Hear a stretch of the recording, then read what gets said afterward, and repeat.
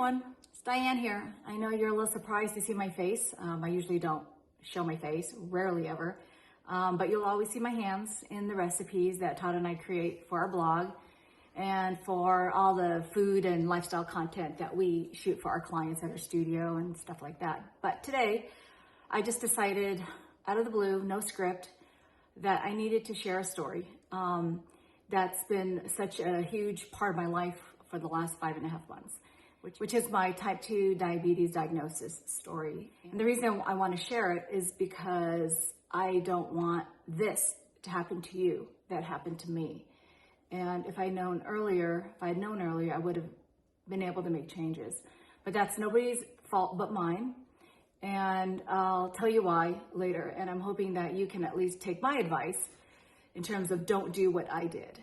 In October of 2024, I was in to see my doctor for like a routine issue that I had, and he had me do some blood work. The blood work results came back, but before he can even talk to me about the issue that I actually went in to talk about, he said, "Oh my God, you have high blood sugar." And I was like, "Oh crap, what does that mean?" And he said, "Your A1C hemoglobin," which was all new terminology for me. Your A1C hemoglobin is 12.8. So I was like, okay, 12.8. What does that mean? I was not very familiar with type 2 diabetes at all. And my father has type 2 diabetes and is on insulin, but I never understood type 2 diabetes and what it meant, what people go through and what they're doing to make themselves better. And I always thought it was through insulin. When the doctor said you have a 12.8 A1C hemoglobin, I had no idea. So he said, "You're diabetic. You're very diabetic. You need to go into emergency room and get some treatment, or I'm going to send you to a specialist, endocrinologist." So immediately I went to Google Doctor. I'm like, what the F is an endocrinologist? Are they going to cut me up and stuff? Because I don't like needles and I get very queasy with blood. I'm really bad about that, but that's another conversation. So an endocrinologist is like a specialist, is a medical person, doctor, or qualified medical professional that specializes in like diabetes and controlling, helping with diabetes and high blood sugar. So he immediately made an appointment for me to see an endocrinologist. So again, I went to Google Doctor, and I was like, it said, if you have an A1C of 12.8, you literally need to go to the emergency room now, especially if it's over 9. Well, I was at 12.8. And then I was looking like, well, what is like a normal A1C hemoglobin? And it's like below like 5.9, 5.7 below. And I was like, oh my God, I'm twice the level of where I need to be. And I kind of went through shock a little bit, but at the same time, I wasn't so surprised in that I kind of had a feeling something was wrong with me in that sense. But I never really wanted to acknowledge that. I think it's a personal thing for me in that I really don't like needles. I don't like needles. I don't like blood. I hardly ever got blood work. And in that case, I kind of was in denial. I didn't want to go to the doctor. I didn't want to get any blood work because maybe I didn't want to know the truth. And I honestly have to admit that's most likely where I was at back then until my doctor kind of forced me to get my blood work. So anyway, 12.8. I didn't know what that meant. They said you are basically going to have a stroke.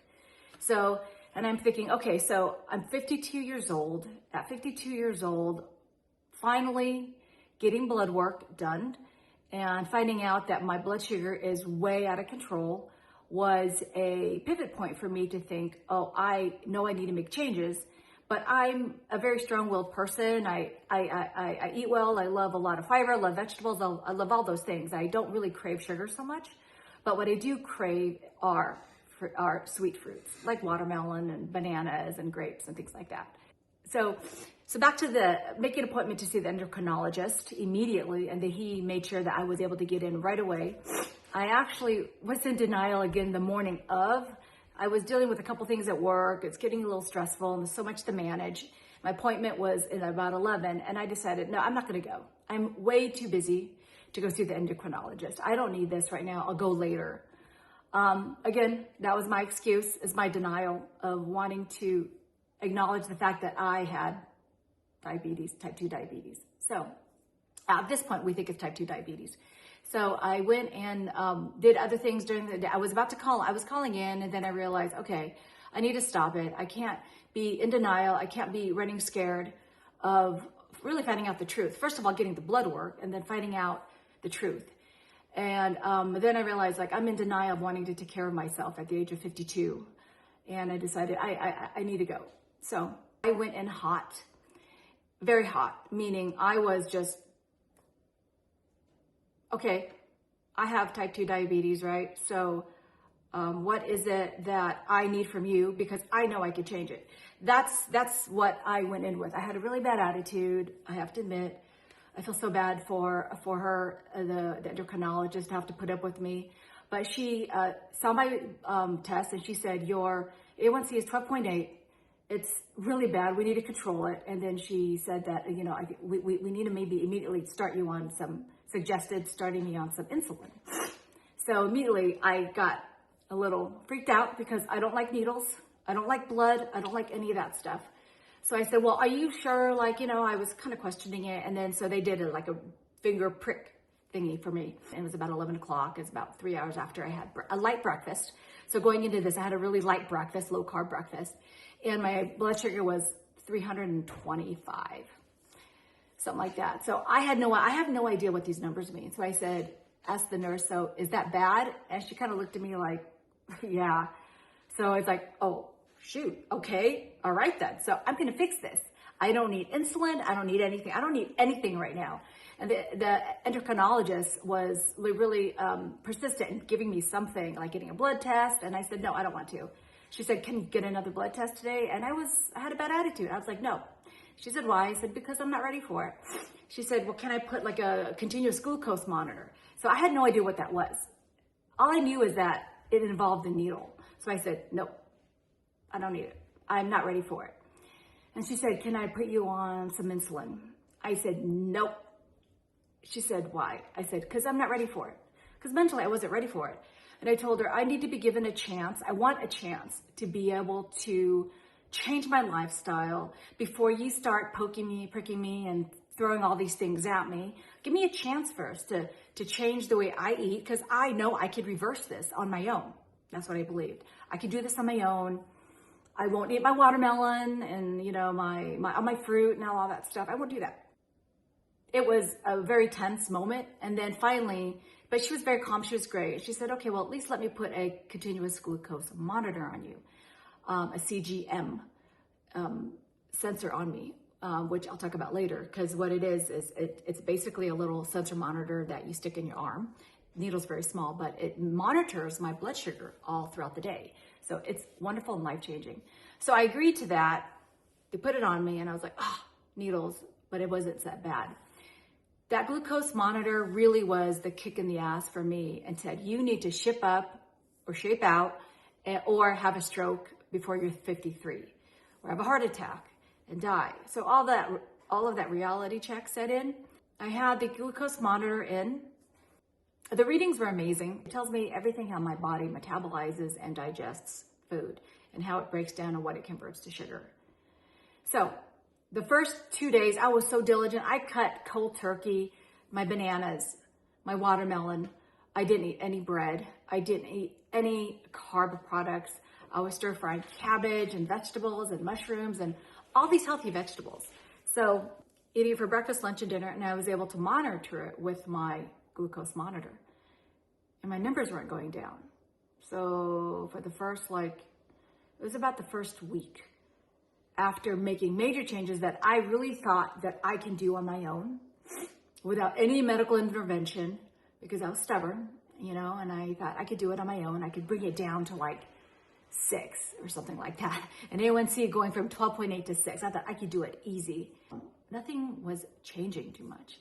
My daily glucose average was about 258 instead of 320. So I did bring it down a little bit, but not much. This glucose monitor was amazing. It changed my life. And then it told me that I'm too stubborn. I need help. It was like I was in denial, but I admitted it. I need help. So I emailed her and I said, okay, it's not working. What's the first step that doesn't involve insulin? Because I do not want to do insulin. I do not like needles.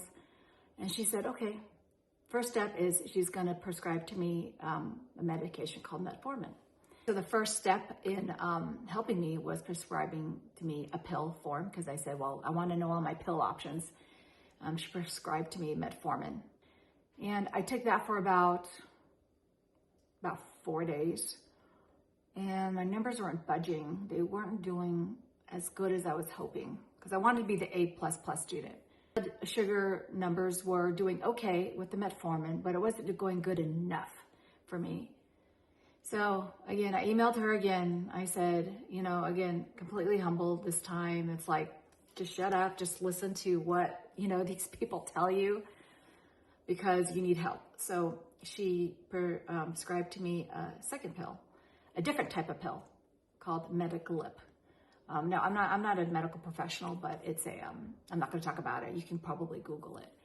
Then I immediately took Metaglip. It's a pill that I take twice a day before meals, and I take it one before breakfast and one before dinner.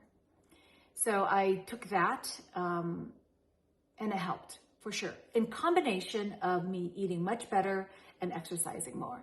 So again, I wasn't able to do this all by myself like I thought I could.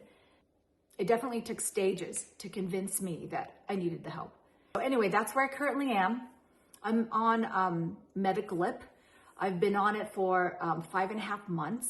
The first week of January, after the holidays, I went in for my second blood work. My glucose numbers were better, not as good as I thought. I was hoping to go around 6. That would be wonderful for me, because I made so many changes from October of 2024 to first week of January of 2025. And my results came back, and it was at a 7.8. So mind you, my doctors thought it's fantastic, phenomenal. I was doing great. But for me, I was bummed, because I went in at January really hoping that I would be in the 6 range. Yeah, I was really hoping I would be in the 6, at least low, not so bad diabetic, but still diabetic, but not deadly diabetic range. But I was at a 7.8. I was really bummed. And all my doctors said, phenomenal, you did great. And they're just really wonderful, cheered me on, you're great, no insulin, you've been doing this with diet and exercise in just a few months. And I was like, yeah, but I can do better. I'm trying to get better than that. I worked hard at making some changes again, but still being satisfied when I eat. I was still treating myself. I really wanted to still figure out what to eat that fit a lifestyle that I could continue on for the rest of my life. I mean, I can't be eating and drinking, lettuce and celery all my life. So I found ways to be able to treat myself and then exercising afterwards. Then in middle of March of 2025, I went and got another set of blood work done. My A1C was at 6.4. So that's better. I felt better. I was hoping that it would be somewhere around the 6s and I'd be happy, because I know that I still have a lot of work to do, because I'm at 6.4 by watching what I eat, making sure I exercise, feeling better. But there's a lot more that goes on in between that. But anyway, I just wanted to share that story to let you all know what is it that I want you to not do what I did, which is, the moral of the story is, don't be like me and avoid getting blood work done. Went through phases in our career, in Todd and I in our career, where we've always bought private health insurance. And there was a point where with the recession that we had to get rid of our health insurance, and we didn't have medical insurance. We're just hoping during those couple of years that we didn't get sick, because what would we do? Because we didn't have any type of coverage. So after we kind of bounced back in our careers and our life and with the economy, we were able to buy health insurance again. And even with health insurance over the last couple of years, I was just in denial, and I never ever went to the doctor. So don't do what I did. Find a way to get some blood work done.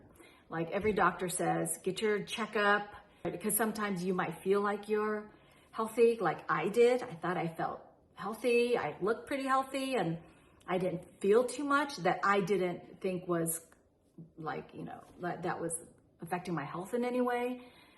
That was like a bad thing to not overcome the fear of needles and getting my blood work done. If there's an opportunity for you to get checked, don't be in denial like me. Don't be mean to people, because they're there to help. I've learned that too. I'm usually not like that type of person, but I just took it so personal, and maybe angry at myself for not taking better care of myself, because you never know, things are lurking behind the scenes, but you don't expect it. And it's always good to at least get the information that your blood work can give you, that outside physical features can't. And that's where I am, and I'm really grateful. So at 6.4 on medication, I think that I can do better, and I'm eating well.